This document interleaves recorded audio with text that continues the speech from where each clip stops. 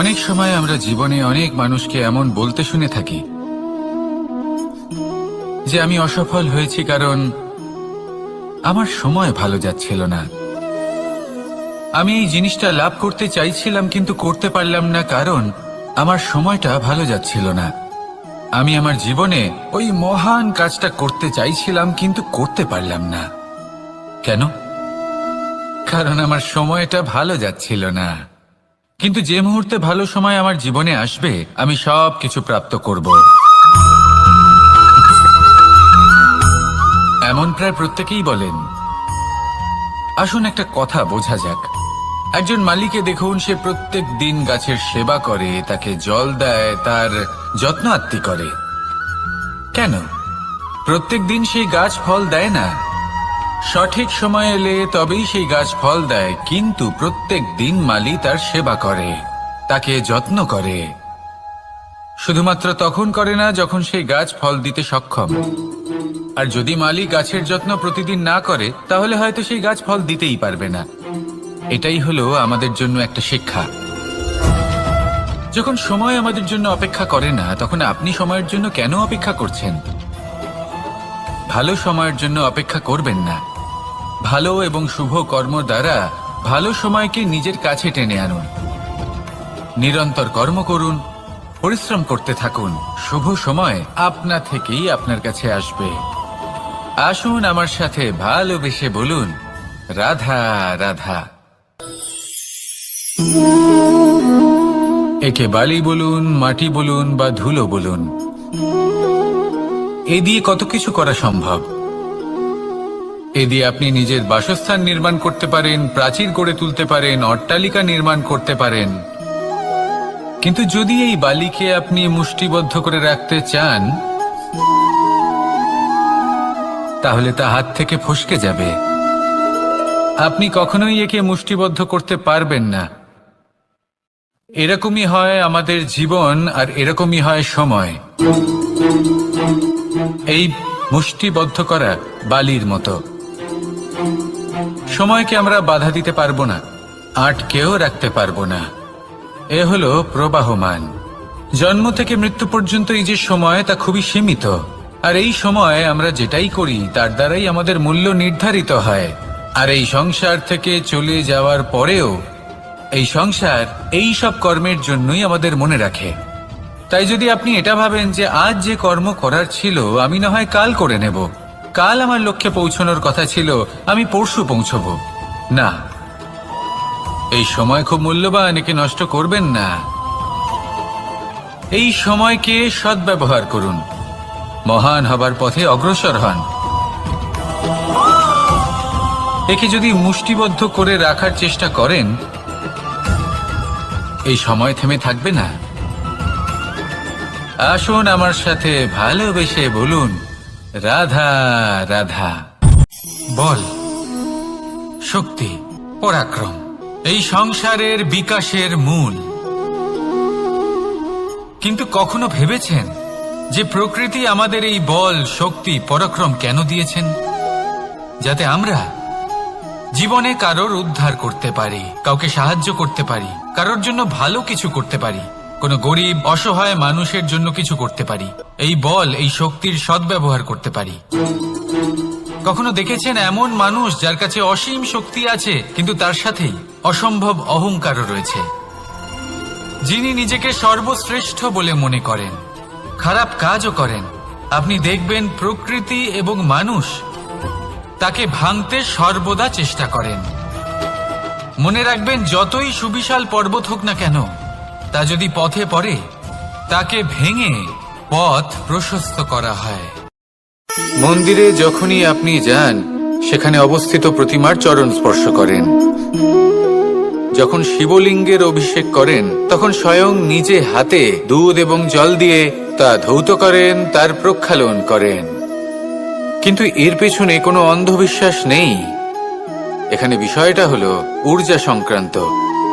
যে কোনো ব্যক্তি হোক বা কোনো বস্তু, তার নিজস্ব একটি বিশেষ ঊর্জা থাকে। সেই জন্য যখনই আমরা বড়দের চরণ স্পর্শ করি তখন সেই স্পর্শ দ্বারা সেই বিশেষ ঊর্জা আমরা নিজের অন্তরে সমাহিত করি। তাই সব সময় মনে রাখবেন, কারোর চরণ স্পর্শ করার অর্থ এটা নয় যে আপনি কারোর সামনে তুচ্ছ হয়ে যাচ্ছেন। এর অর্থ হলো এটাই যে বড় হওয়ার জন্য সেই বিশেষ ঊর্জা আপনি তার থেকে প্রাপ্ত করছেন। আর এই জীবনের আরেকটা বড় সত্য হলো এটাই যে যদি আপনি জীবনে কিছু লাভ করতে চান তবে নতমস্তক হতে শিখুন। তা হয় স্বচ্ছতার একটা আলাদা গুরুত্ব আছে। যদি আপনি নিজেকে স্বচ্ছ রাখেন তাহলে আপনার নিজেরও ভালো লাগবে, সামনের ব্যক্তিরও ভালো লাগবে, একটা অন্যরকম প্রভাব পড়বে। কিন্তু একজন শ্রেষ্ঠ ব্যক্তি কিভাবে হয়ে ওঠা সম্ভব? যার মধ্যে গুণ আছে, শিক্ষা আছে, শুভ চেতনা আছে, যিনি সৎকর্ম করেন। কিভাবে হব সেই ব্যক্তি যার মধ্যে জ্ঞান আছে? শুধুমাত্র স্বচ্ছ থাকলে তো তা হওয়া সম্ভব নয়। প্রথমে আপনাকে বুঝতে হবে যে মানুষের মধ্যে 4টি মূল তত্ত্ব আছে। প্রথম হলো তার শরীর, যার দ্বারা উনি যে কোনো কর্ম করে থাকেন। দ্বিতীয় তত্ত্ব হলো তার মন, যার দ্বারা কোনো কর্ম করার জন্য সে নিজেকে প্রেরণা দিতে থাকে। তৃতীয় তত্ত্ব হলো বুদ্ধি, যে কর্ম আমরা করতে চাই, যে লক্ষ্যে আমরা পৌঁছতে চাই, সেটা আমরা কিভাবে। এই সংসারে কখনো কোনো ব্যক্তিকে তার বাইরের পোশাক দেখে বিচার করার চেষ্টা করবেন না, এটা খুব বড় ভুল করবেন। কোথাও একটা গাছ দেখলাম, খুব বিশাল আকারের একটা গাছ, বিশাল শাখা আছে, সেগুলো দেখে আমরা ভাবি যে এই গাছে হয়তো কত সুস্বাদু ফল আছে, আমরা সেই গাছের পরিচর্যা করতে থাকি। আর অন্যদিকে হলো একটি তৃণ, যেটা মাটি থেকে কিছুটা উঁচুতে পৌঁছেছে, কিন্তু সেই তৃণর নিচে, মাটির নিচে অত্যন্ত সুস্বাদু ফল বা সবজি জন্ম নেয়, আমাদের স্বাস্থ্যের পক্ষে অত্যন্ত উপকারী। সেই জন্য কখনো আবরণ দেখে কাউকে বিচার করতে চেষ্টা করবেন না। যদি এই বিশেষত্ব বোঝার ক্ষমতা আপনি অর্জন করেন, যদি এই শিল্প আপনি নিজের ভেতরে জাগ্রত করেন, তাহলে এই সংসারে বিশেষত্ব কি সেটা আপনি জানতে পারবেন। আর এই সমস্ত খেলা দৃষ্টি থেকে নয়, দৃষ্টিভঙ্গি থেকে জন্ম নেয়। দৃষ্টিভঙ্গি সবসময় শুভ রাখুন, আর আমার সাথে ভালোবেসে বলুন রাধা রাধা। পরিবারে ধৈর্য রাখতে পারলে তাহলে আস্তে আস্তে দেখবেন প্রেম বৃদ্ধি পাচ্ছে। সমাজে যদি ধৈর্য রাখতে পারেন তাহলে আস্তে আস্তে এই সমাজ আপনাকে সম্মান করবে। যদি নিজের জীবনে ধৈর্য রাখতে পারেন তাহলে নিজে থেকেই আত্মবিশ্বাস বাড়বে, নিজের বিকাশ হবে। জীবনে সবই সম্ভব যদি ধৈর্য রাখতে পারেন। হয়তো আস্তে আস্তে হবে, কিন্তু হবে অবশ্যই, শুধু ধৈর্য রাখুন। নারীকে পুজো করা হয়, সেখানে ঈশ্বর বাস করেন। আর যেখানে নারীকে অপমান করা হয়, সেখানে ঈশ্বর এবং ভাগ্য এই দুই রুষ্ট হয়। মনে রাখবেন, যদি নারী কল্যাণকারী হতে পারেন তাহলে নারী মহাচণ্ডী রূপও ধারণ করতে পারেন। যদি একজন নারী মাতা হয়ে জন্মদান করতে পারেন তাহলে নারী মৃত্যু হয়ে বিনাশও করতে পারেন। যেখানে নারী অপমানিত হবেন সেখানে মহান ভারতও মহাভারতের পথে অগ্রসর হতে পারে। তাই মনে রাখবেন, কোনো বাড়িতে, কোনো পরিবারে যখন কারোর জন্ম হয় তখন তা কত সুখের মুহূর্ত হয়।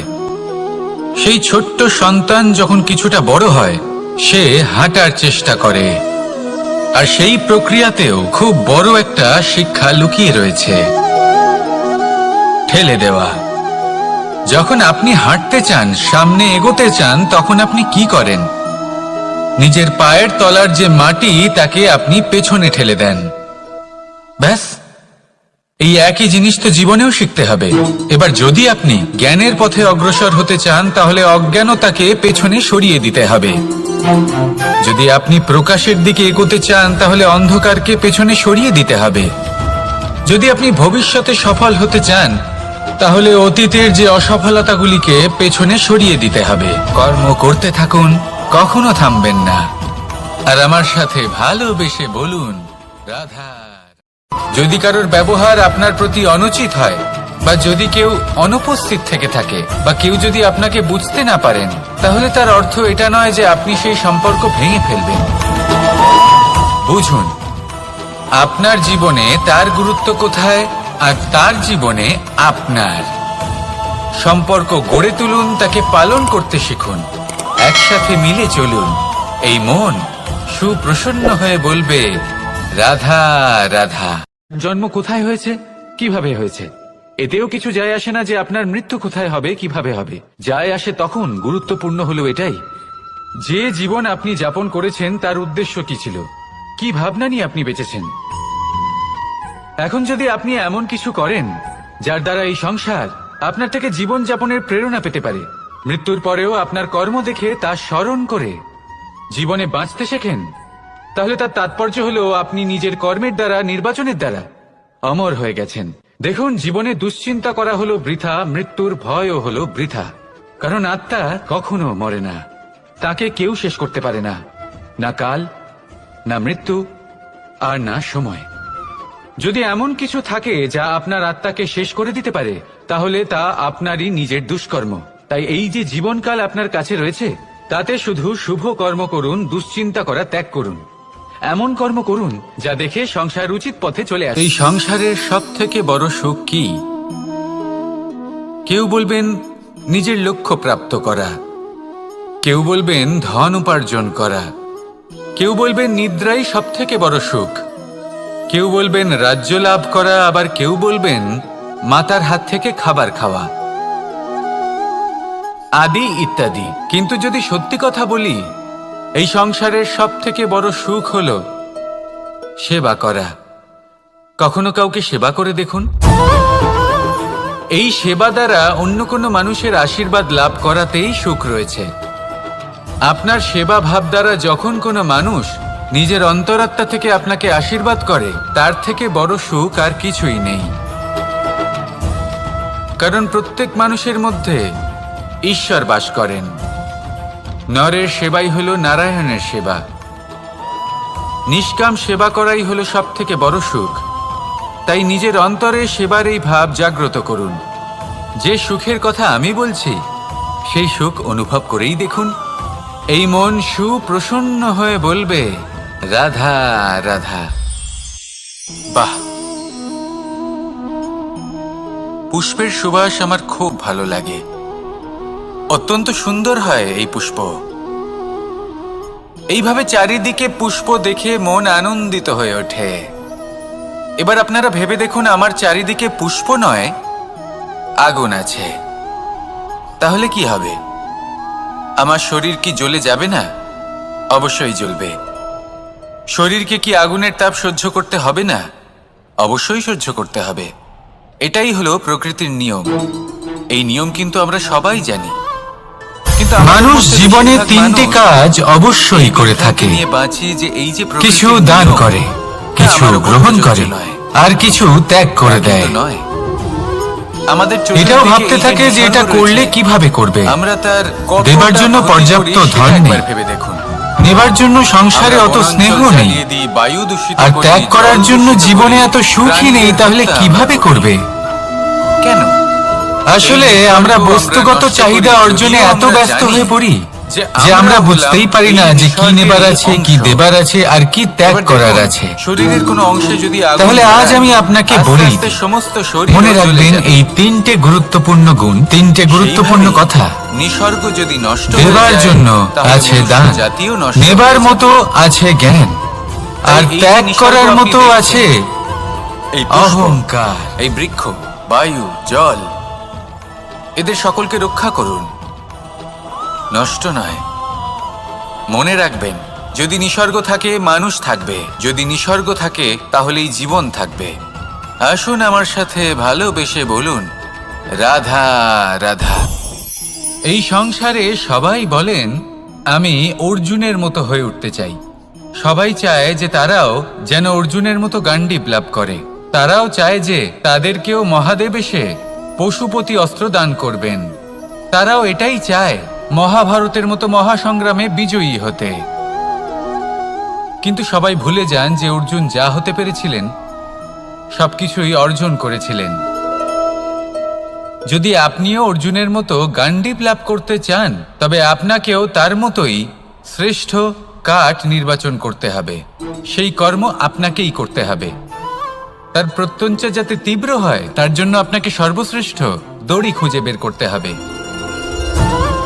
আপনার বাণ যাতে ঘাতক হয়, সেই জন্য আপনাকে নতুন নতুন ধাতু খুঁজে বের করতে হবে।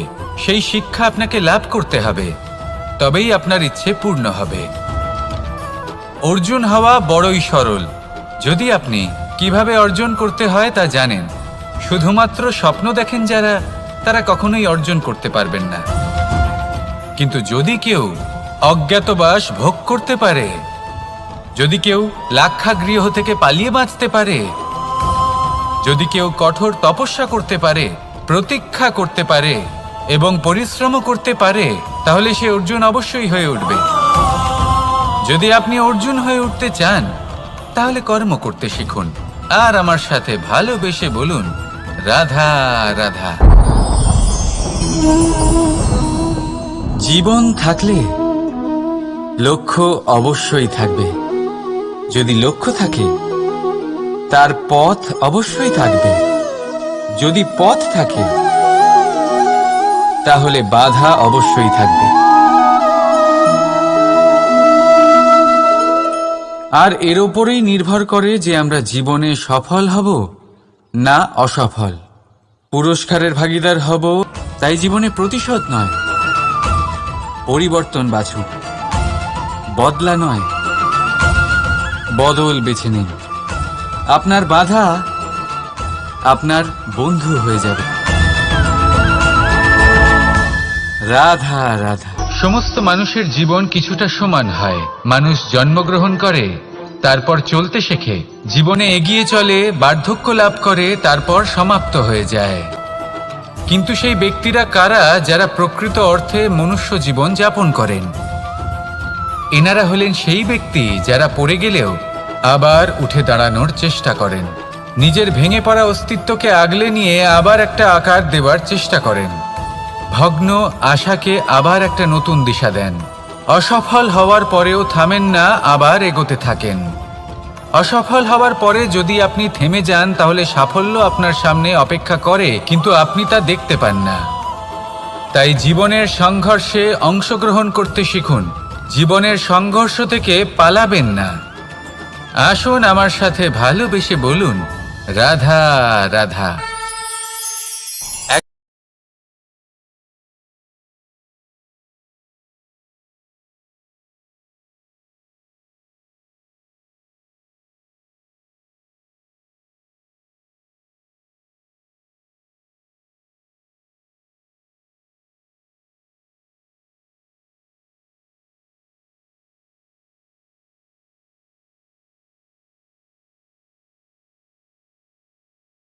কিন্তু সেখানে শেয়াল বলল, আমি তো এরকম কিছু করিনি। কিন্তু যদি আপনি এরকম বলেন, কোনো প্রমাণ দিন, এর কোনো সাক্ষী আছে? তখন রাজা সিংহ পেঁচাকে